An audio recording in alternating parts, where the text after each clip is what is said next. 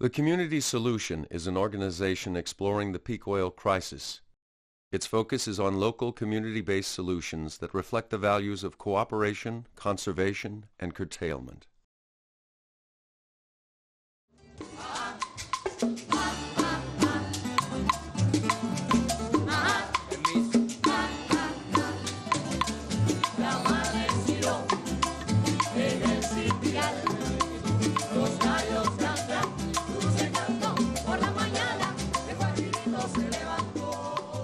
The breakup of the Soviet Union in the early 1990s created a major economic crisis in Cuba known as the Special Period. So we have from 1989 to 1992-93 a free fall of the economy of 34% of GDP, gross domestic product. When I tell you free fall of the economy, trying to imagine an airplane suddenly lose their engines. It was really a crash. Cuba lost 80% of its export and import markets. Oil imports dropped by more than half. Buses stopped running, factories closed, electricity blackouts were common, and food was scarce. People almost starved. In reality, when this all began, it was a necessity. People had to start cultivating vegetables wherever they could. Over the next decade, Cuba took drastic steps to find solutions.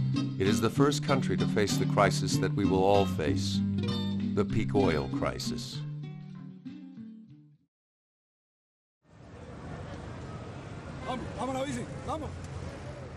2 years ago, we learned about a concept called peak oil, in which we will find that oil production is sort of reaching a peak sometime in the next few years and will be going down, and that implies basically a major change in our way of life.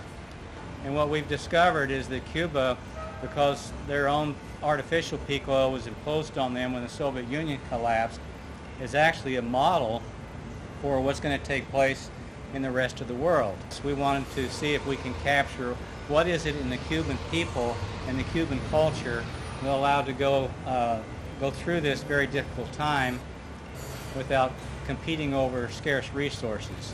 And we think Cuba has a lot to show the world about how to deal with energy adversity, which I think we'll all be facing.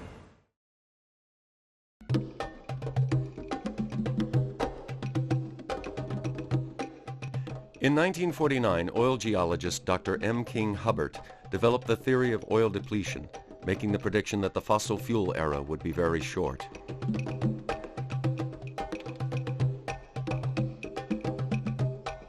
In 1956, he forecasted that American oil production in the continental 48 states would reach peak production in 1970.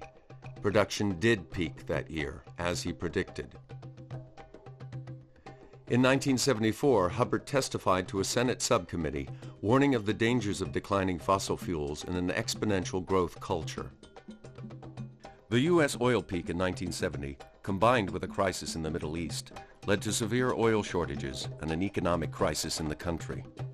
Americans experienced record high interest rates, long gas lines, the highest gasoline prices in history, recession, and a declining stock market. Government films were produced explaining the problem. We were caught by surprise with a crisis that could recur and recur unless the entire country recognized the dangers of a quite real energy shortage. Our industrial progress and economic growth was fired by what many seemed to look on as endless energy. But warning signs were there. I think it's going to end with everybody changing their habits. During this time, gas purchases were restricted to every other day, long gas lines appeared, and the speed limit was lowered. President Carter formed a task force, which in 1980 published the Global 2000 Report to the President. The report pointed out that by the year 2000, half of all the oil available in the world would have been consumed. Carter had begun a new energy policy. Tax credits were offered for alternative energy, and wind turbines began to appear on the landscape.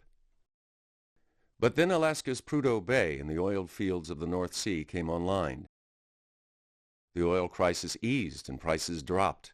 Carter's call for frugality and care was rejected. Ronald Reagan moved into the White House and dramatically cut research and development for alternative energy. It was morning in America again, and the country went to sleep for a generation. But the problem didn't go away, as oil consumption continued to increase year after year. In 1997, petroleum geologist Dr. Colin Campbell wrote The Coming Oil Crisis. 3 years later, he founded the Association for the Study of Peak Oil, known as ASPO, and held the first meeting on peak oil in Sweden in 2002. Dr. Ken DeFay, a Princeton oil geologist, published Hubbert's Peak in 2001, followed 2 years later by Richard Heinberg's seminal work, The Party's Over. In 2005, Matt Simmons' book, Twilight in the Desert, challenged the stated oil reserves of Saudi Arabia. A flood of books and magazines began to appear on the market. 25 books were published in 2004 and 2005, and hundreds of articles in newspapers and magazines.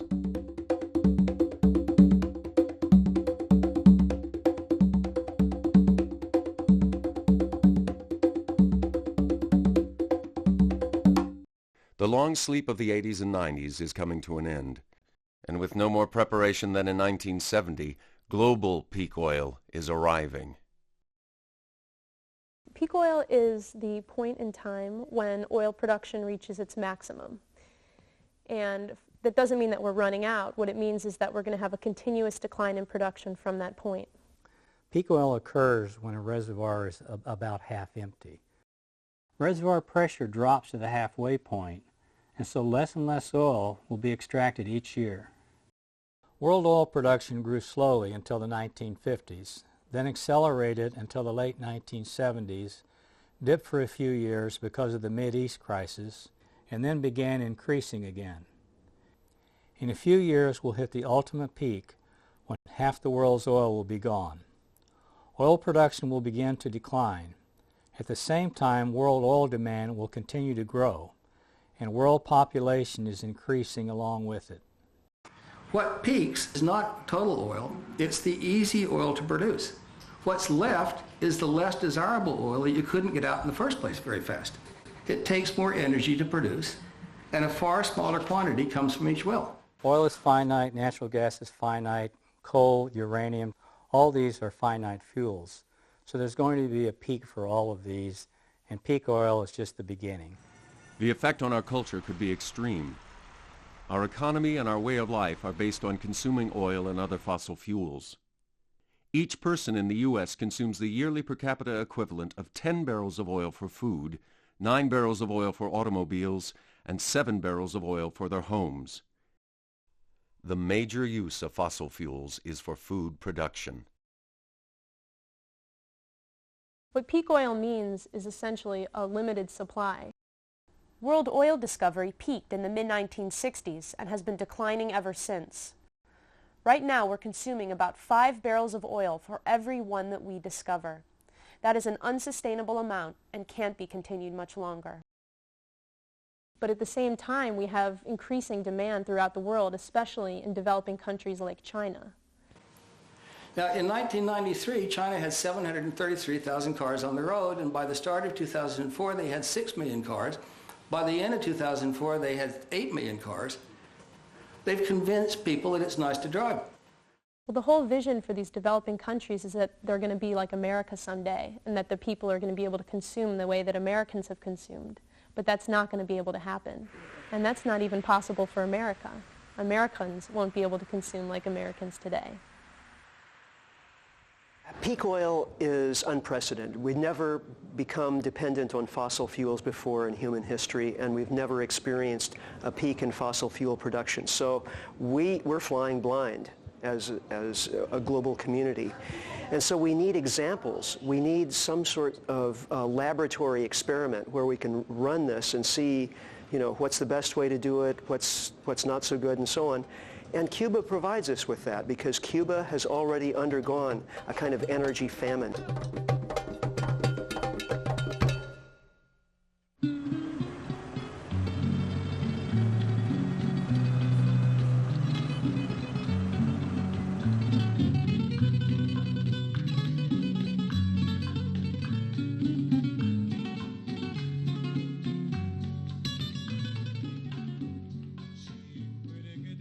after the Soviet Union, oil import dropped from 13, 14 million tons a year to only 4.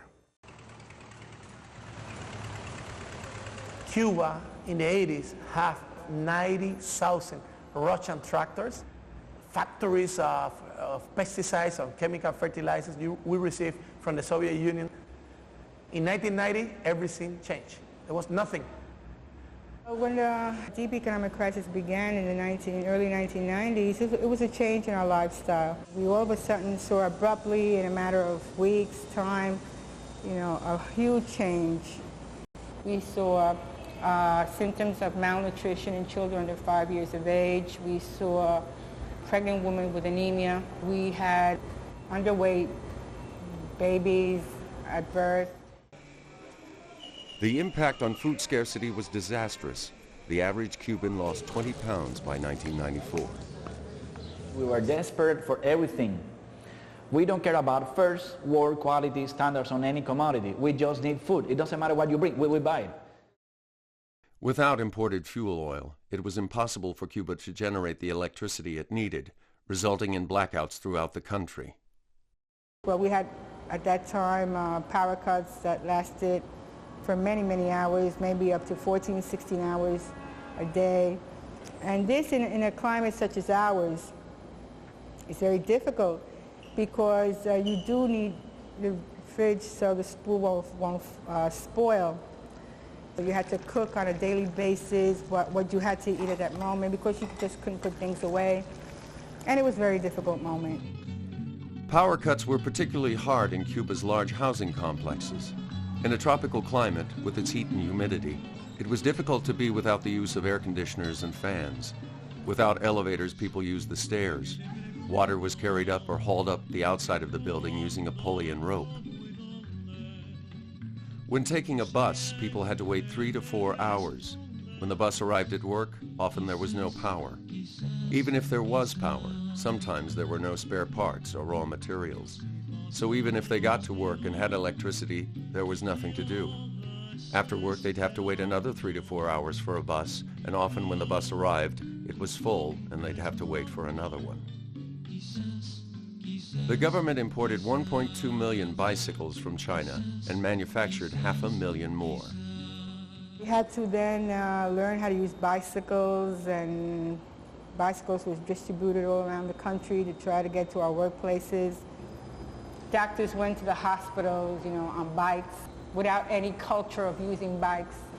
It was just political will, that was it. There's no other way. In 1992, the United States tightened its embargo on Cuba. Any ship that docked in a Cuban port was denied access to the U.S. for 6 months afterwards. Almost overnight, $750 million worth of food and medical supplies to Cuba were halted. A few years later, the embargo was intensified, and foreign businesses working in Cuba were barred from entering the U.S. Cuba's access to foreign capital was crippled. In the case of Cuba, you try to suffocate a country. You deprive the country of access to financial sources, so Cuba cannot have access to the World Bank or to the IMF for good. An American dollar reached 150 pesos. And the average salary is like 2 pesos. No? There were people that were making $2 a month. So money was not useful to get stuff. So we end up being like an experiment, no? Like with controlled conditions. Like nothing or very little things can get from the outside, so everything has to happen from the inside. During the first 5 years of the special period, government food rations kept the crisis at bay. These food distributions guaranteed a minimum level of food to each of Cuba's citizens. And it was invented when we lost diplomatic relations with the U.S., no more economic relations with the U.S., and in order to prevent hoarding. Okay, so the more people that had more money would just swipe, do away with everything on the counters, and others would go hungry. They invented this ration food distribution system. With food imports reduced by 80%, the government-supplied food distributions had to be cut drastically.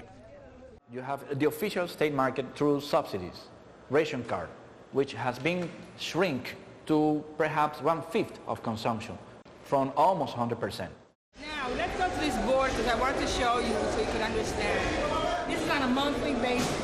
any one of the Cuban population has granted through this system 3 of 4 weeks of basic consumption according to United Nations minimum level of calories ingestion in a month. To complete the 4 weeks basic level, it could come in the form of subsidized food on your workplace, lower prices, so you pay meals at subsidized prices. So that allows you to pay only weekends or nights meals. So there might be a week, okay, that you might have to buy extra, purchase extra. It depends also on your consuming habits.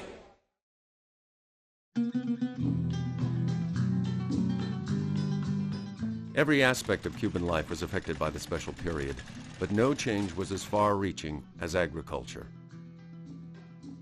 Cuba had committed to the Green Revolution, a system which requires the massive use of fossil fuels in the form of natural gas-based fertilizers, oil-based pesticides, and diesel fuel for tractors and other farm machinery. The country's agriculture was more industrialized than any other Latin American country and exceeded the U.S. in its use of fertilizer. The Cuban agricultural conventional Green Revolution system never was able to feed the people. It had high yields, but it was a lot oriented to the plantation agriculture, open economy. We export citrus, tobacco, sugarcane, and we import the basic things, 55% of the rice, more than 50% of the vegetable oil, of the oil and the lard that we consume.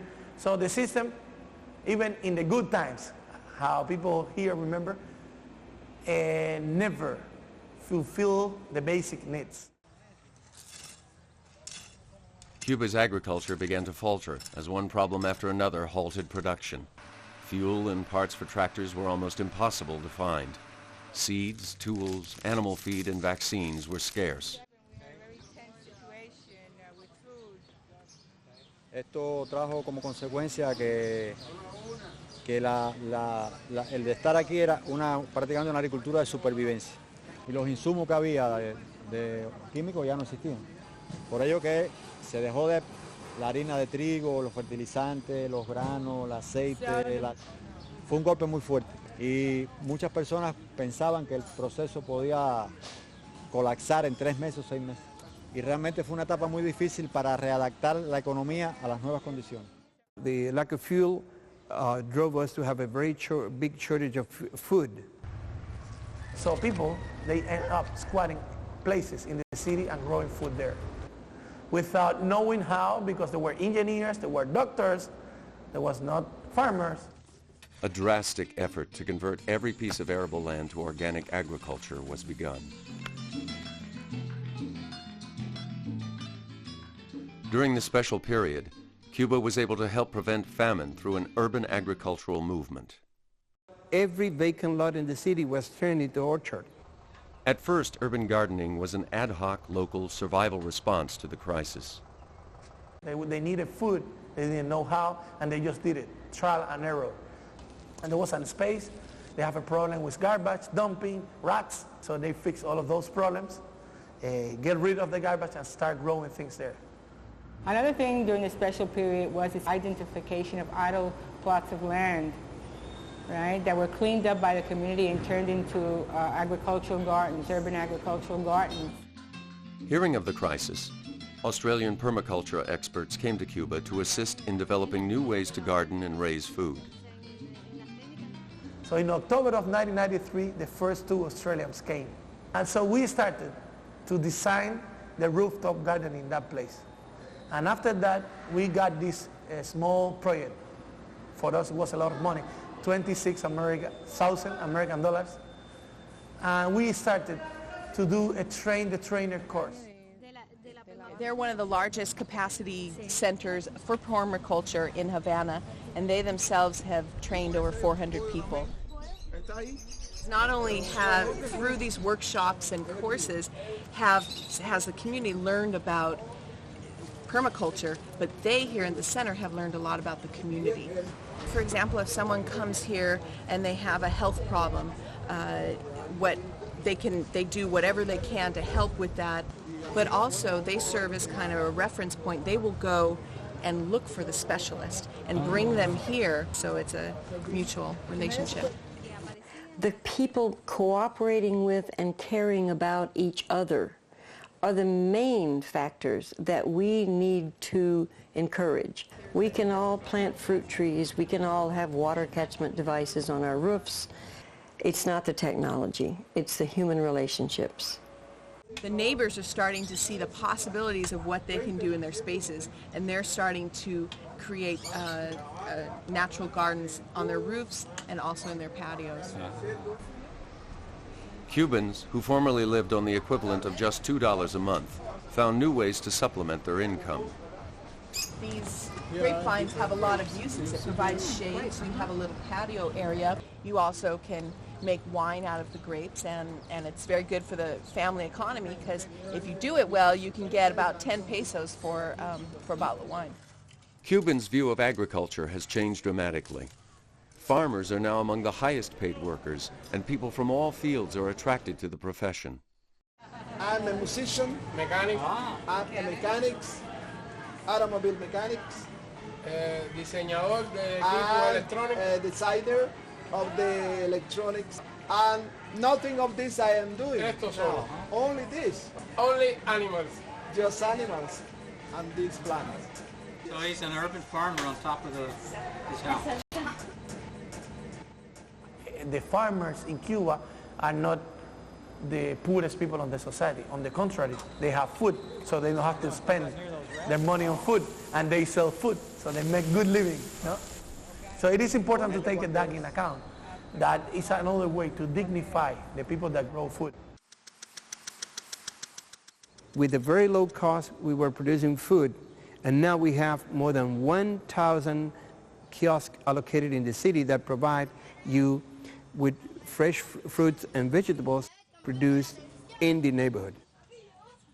More than 50% of the total vegetable needs of the Havana's population, 2.2 million inhabitants, is supplied by the urban agriculture.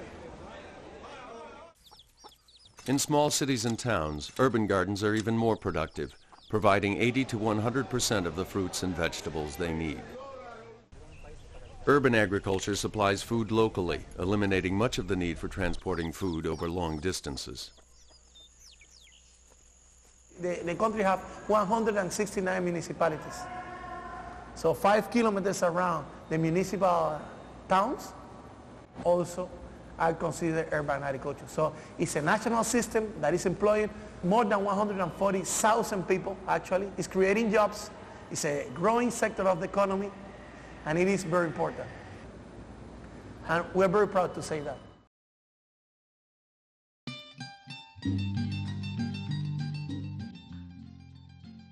Cuba eliminated the need for natural gas-based fertilizers and oil-based pesticides by developing organic farming methods. Fortunately, research centers had begun studying sustainable agriculture before the crisis. Because of this preparation, the transition to an approach to farming that didn't depend on fossil fuels was implemented nationally within just a few years. Without fossil fuels, more manual labor was needed, making smaller farms necessary and increasing the number of farmers. One of the challenges, the peak oil challenges, is to reclaim land from the large-scale conventional agriculture. Un suelo en formarse trata millones de años y en destruirse muy poco tiempo. Bueno, uno de los problemas que trae la tierra con químicos es la mineralización y la desaparición de la microflora y la microfauna, de la vida del suelo. The soil is a living being. And in the topsoil, in the first 3 inches of soil, is the key. You add chemicals, you damage all of that. So then the soils became almost like sand. So we're going to be having interesting challenges and to rehabilitate the soil. Cuba found that it took from 3 to 5 years to make the land fertile and productive again. Organic needs a transition, no? Needs some time and needs some money to establish the system, because when you get the soil is so damaged and dead, that you need to rebuild the soil. You need to bring back the soil to life. You have to follow the natural cycles. So you hire nature to work for you, not work against nature. To work against nature, you have to waste huge amounts of energy. Conventional people use this heavy machinery that compacts the soil, huge tractor, huge combine trucks and things like that. So you have to open the soil again, add more nutrients. The first ethic, to take care of the land, of the earth. This is very important. If we don't take care of the earth, earth will take care of us and get rid of us. Entonces los institutos de investigación empezaron rápidamente a acomodar la agricultura a una agricultura orgánica, tanto desde el punto de vista de pesticidas como de nutrición. For me, it's more important how the things that I'm eating are growing or are produced than what I'm eating. So if a vegan eats these heavily pesticide polluted vegetables, he's not doing much.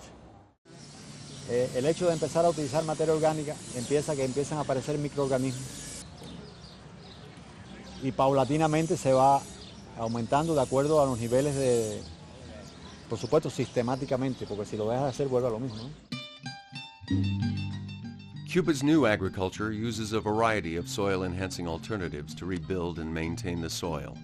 Crop rotation, composting, and green manure, which is a process of plowing young vegetation into the soil. Many tons of organic compost are produced, using kitchen scraps, rice hulls, and other organic matter. Worm humus is made in long troughs, where worms are fed organic waste products. This makes a richer fertilizer than regular compost. Una tonelada de humo de lombriz equivale a 6 de materia orgánica. Today, 80% of Cuba's agricultural production is organic. The lack of fuel drove us to use less machinery, to go to smaller farms, to combine different crops in one small piece of land, preventing pest spreading. If you have 1 million plants of corn, you will have 1 million bugs that eats only corn, and you have a pest. We developed many biopesticides and many biofertilizers.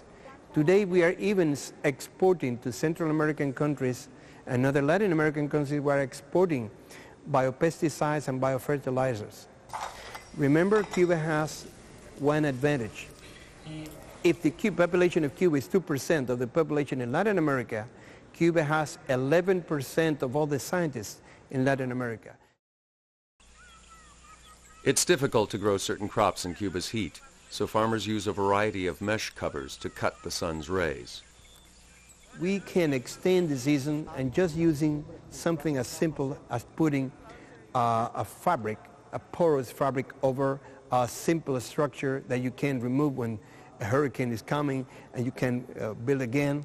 It's very simple, and this fabric also allows you to control the pest because you not only reduce the radiation and the heat, but you also reduce the number of bugs entering into the area. In the 80s, in Cuba, were used 21,000 tons of pesticides, chemical pesticides. Now, it's 1,000. We are using 21 times less pesticides. This is good for the environment, this is good for the health, and this is also good for the soil. Cuba uses crop interplanting to reduce the need for pesticides and make their agriculture more sustainable. Nobody fertilizes a forest, and nobody irrigates a forest. The forest do by itself. So if you are able to create like something like a food forest, your main effort is like pick the fruits and pick the products. And so in that way, the effort is less. You work hard in the very beginning, but once the system is established, you work a lot less. It's what we call lazy people agriculture, but it's because you are working with nature, not against nature. These people in the conventional system work against the nature. Arriba! One of the good sides of the crisis was to go back to oxen, to use animal. Not only that they save fuel, they do not compact the soil. the way the tractor does. They exert less pressure, and even the legs of the oxen remove the earth. Older farmers who still remembered how to grow and train oxen were set up in training schools. In a little over a year, most cooperatives had someone trained, and the process of raising thousands of oxen had begun. A pair of oxen is not the same as a tractor. A man can work 8 hours in a tractor, you have conditioned air and a CD player, but you cannot work for those hours because oxen just go in the floor, they say that's it, you know. But you need also to train those people and train the oxen as well. So it was necessary a result of a change of mind, the change of scale. And it was a big effort, but how much money they save in fuel, how much money they save in parts, how much money they save in tractors. But I should say, how much money is the pollution of these tractors? It has to be analyzed from several approaches. They did it because they have to. But from a few years point of view, there are many benefits.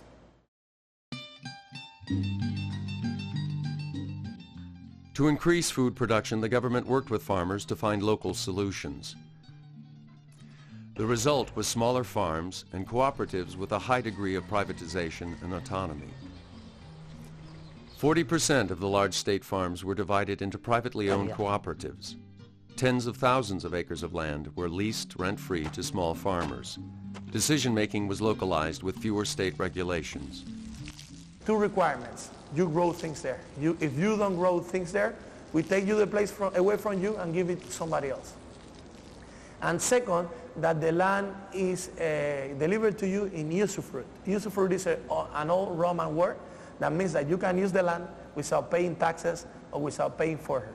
But if this land is needed for another purpose, it can be like you have to give it back to the government. These smaller farms and cooperatives were better able to use the new sustainable practices vital for growing food organically. 12 to 50% of the total arable land is in private hands in Cuba. So these are the private farmers.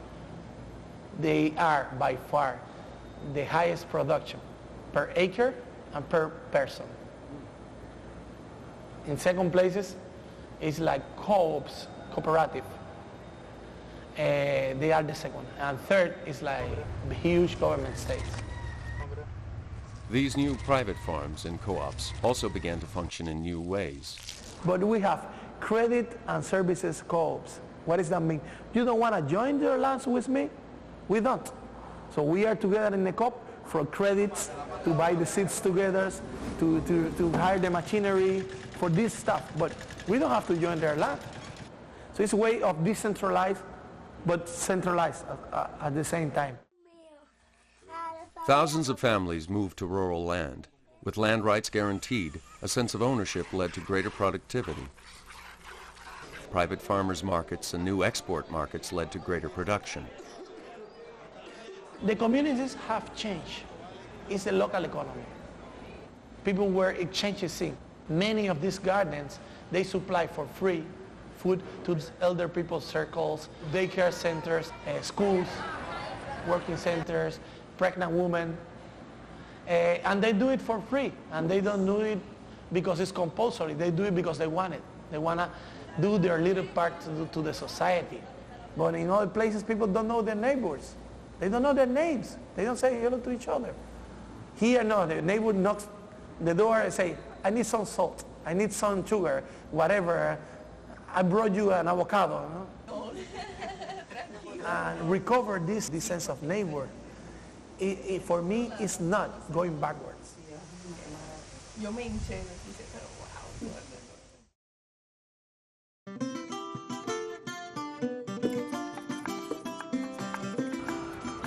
Without oil for transportation, Cuba's educational system was threatened. Decentralizing universities provided people with access to nearby schools for higher education and lessened the impact of fuel shortages. The example of the universities now that to put in every municipality also, because in my opinion, transportation and housing is right now the biggest problem in Cuba, because this depends more on oil. This large building was the most exclusive school in Cuba, the Sacré-Cœur, but today is the University of Medical Sciences. For your information, Cuba had 3 universities, but today has about 50, 7 of them in Havana. Medical clinics and schools are available throughout Cuba. During the crisis, the Cuban government continued supplying its citizens with free health care and education. Very different from what happens worldwide when there's an economic crisis. The first thing they do is cut down on social services. This was not the case. Doctors, nurses, and social workers live within the neighborhoods where they work, part of the social fabric of the community. Cuba's free medical care helped them in the crisis. In spite of the hardships, they maintained a lifespan and infant mortality rate roughly equal to that in the U.S., even though the average Cuban consumes less than 1/8 the energy of the average American. Overall, the economic crisis improved Cubans' health. Increased walking and biking reduced diabetes and the number of heart attacks and strokes. The Cuban diet changed. Fat consumption was reduced, while more vegetables and a wider variety of vegetables were eaten.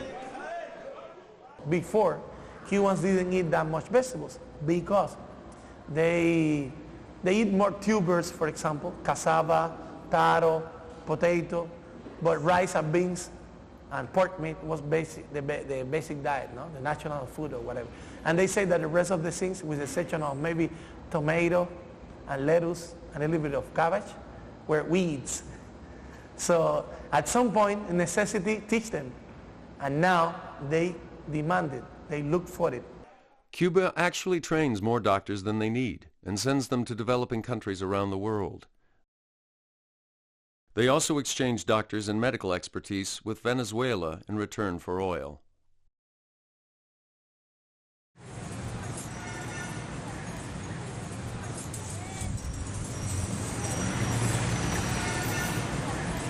When I look at other countries, developed countries, everything goes around making the automobile more efficient.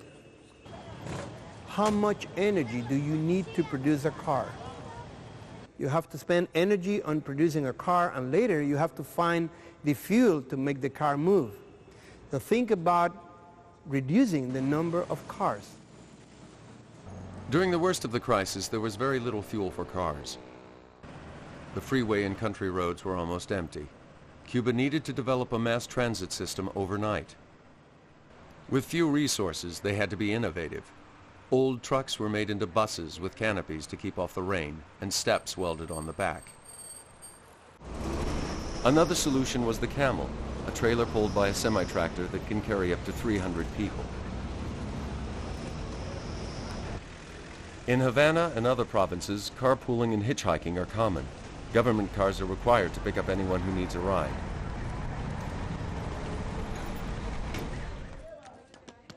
The loss of fuel for transportation also affected small towns and cities. There, people turned to horses and mules for transportation.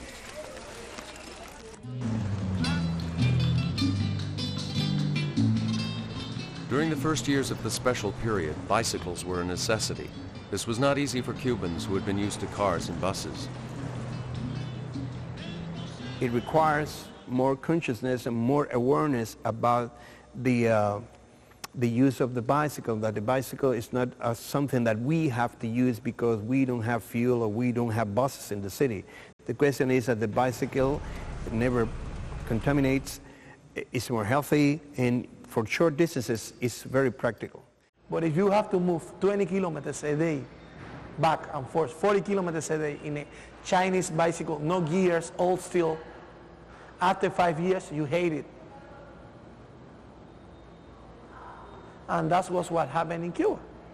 Like at some point when there are a little bit more camels and buses, people just quit because they were sick of it. One day people start thinking about the end of the car. There will be an era, a moment in the life.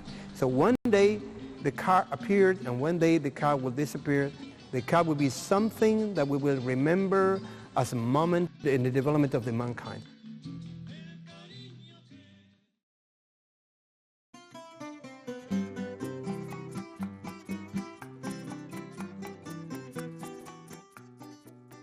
Since the special period began, it's been difficult to build new housing because of a scarcity of tools and materials. Cement production requires a lot of fuel, and that's why the cement production has been reduced.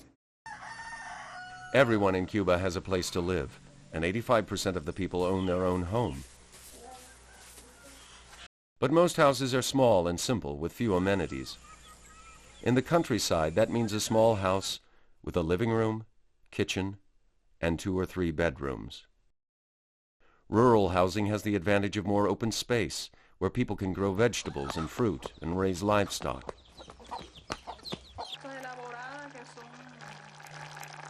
Todo lo que vamos a almorzar ahora es de nuestro huerto, menos el arroz, los frijoles, el cerdo, las lechugas, todo nosotros lo sembramos y criamos en nuestro huerto. In Havana, if you don't live in one of the old single-family homes, it may mean living in a dilapidated building or with your relatives in a crowded apartment. Even so, the city is a place many people want to live. Havana already has the values that many urban planners and architects in the world would like to recover. Many people have come and said, you should preserve the city we want to recover. After the big sprawl, many people are looking back to the traditional city and looking the ways to live in the traditional city in a more human way. But living in a city without adequate transportation causes major difficulties. They have to come and go, they have to commute, and they have to spend time in looking for a transportation between the city and the neighborhood. To reduce the long commutes, new mixed-use developments include schools, places to work, and places for recreation within walking and biking distance of people's homes. Everybody must use the same space. So design provides a common space for everybody. This is a way to keep your community alive.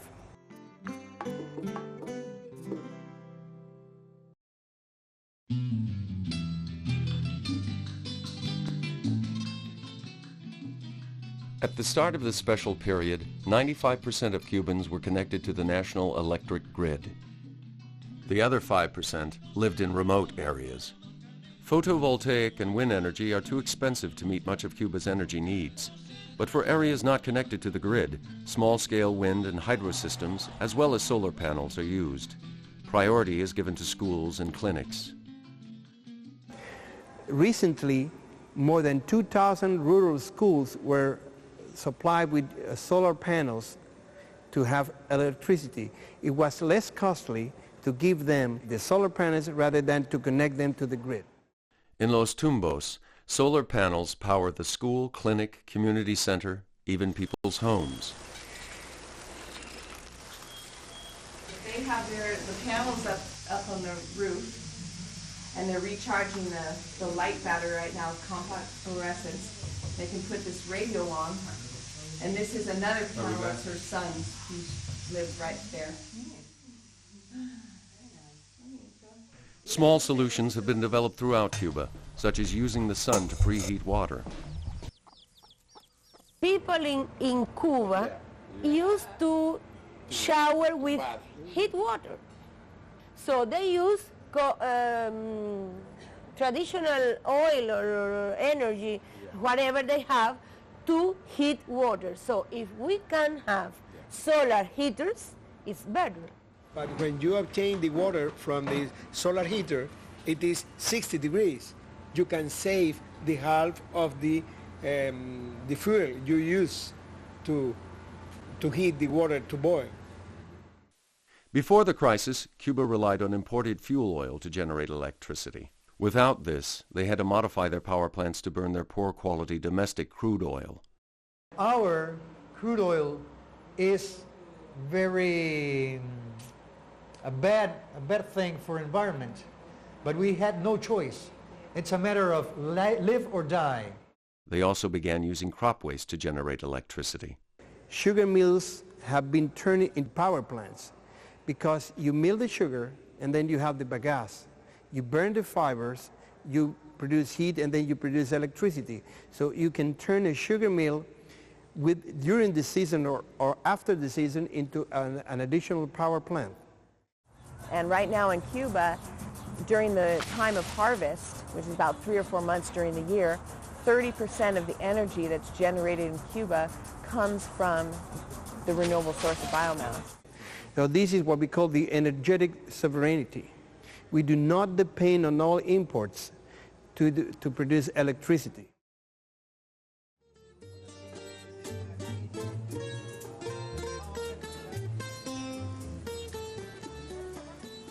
The problem is what the people said about Cuba in the States is not what we are doing here. Many people there think how they can survive if they don't have anything. Okay, come here and you can see how we can survive. And in this way we can begin to understand each other and to know how to think. Mankind is burning in 1 century all the oil accumulated by nature during millions of years. And that is absurd, completely absurd. I don't see that countries who depend largely on imported oil are thinking about alternative sources of energy. They are just planning for the next week. If I'm in Cuba, I say, people, we have problems. We must turn off all the lights that we are not using. And everybody said, okay, we are going to turn off. But if I say in the United States, people, we must turn off all the lights because we need, everybody say, why, if I pay? The problem is we must change how we think. You know, the idea of peak oil is that things are going to change and there's going to be less. I think Cubans understand that on an international, global level because island people have that innate sense of a limited resource. And also they realize in terms of energy, if they want to be politically independent, they had to be economically independent. To be economically independent, you have to be energy independent. Is oil going to last in the next 10 to 15 years? Who knows? Maybe not. Maybe in Cuba we find an enormous oil tank underground for 50 years more. Oh, wonderful. We have 50 years more. But the security of supply is getting more risky day by day. And there is also this hope to find in the deep waters of the Mexican Gulf good petrol. But people don't think about that as an asset. No, we're going to improve their life here. No, we're going to sell it, you know, because people know that we don't need that to live. You know what I mean? Okay, we need money to develop, but it's like something to sell, not something to use or to waste. The sun was able to maintain the life in Earth during millions of years. Only the problem is now when we arrived and we change the way we use the energy. The problem is if the sun has been enough to sustain the life, and now we cannot sustain the kind of society we have in our planet. The problem is with our society, not with the energy, not with the war of the energy.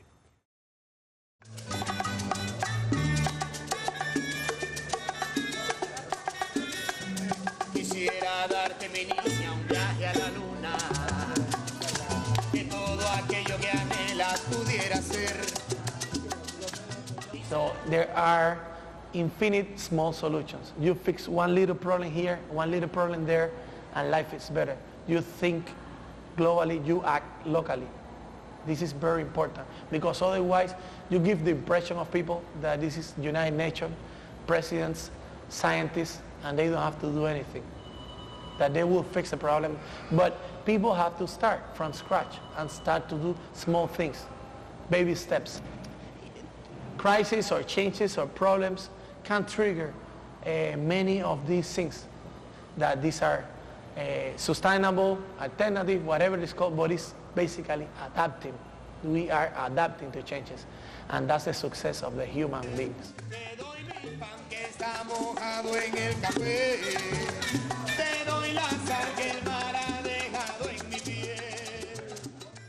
What we must know is that the world is changing, and we must change the way we saw the world. And one of the things we need is more friendship, more love, because we have also only one world. The world is only one, and it's for all of us.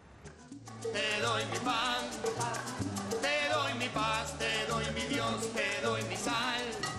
I think we can learn a lot from each other and reflect more on how to be happy with less and how you really don't need that much, you know, to be happy. I think that that's a challenge, a world challenge.